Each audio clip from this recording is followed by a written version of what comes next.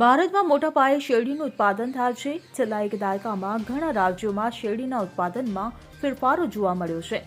જો કે આ પરિવર્તનો છતાં પણ શેરડીના ઉત્પાદનમાં ઉત્તર પ્રદેશે પોતાનું પ્રથમ સ્થાન જાળવી રાખ્યું છે. જો કે ઘણા રાજ્યોમાં ઉત્પાદન પહેલા કરતાં ઘણું ઘટ્યું છે. 2011-12ની સિઝનમાં દેશના કુલ શેરડીના ઉત્પાદનમાં ઉત્તર પ્રદેશનો હિસ્સો 40.9% હતો, જેમાં 10%નો વધારો થયો છે. આ દરમિયાન મુખ્ય શેરડી ઉત્પાદક રાજ્ય મહારાષ્ટ્રનું યોગદાન 2011-12ની સિઝનમાં 18.7% હતું, જે 2020-21માં વધીને 19.5% થયું છે.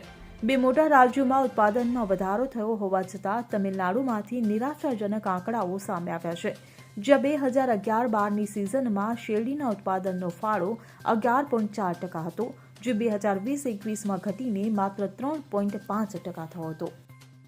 Bureau report CN24 news. હવે જુઓ દેશ દુનિયાની તમામ ખબરો તમારી આંગળીના ટેરવે. ઉઠાવો મોબાઈલ અને Google Play Store પરથી ડાઉનલોડ કરો અમારી CN24 ન્યૂઝ મોબાઈલ એપ.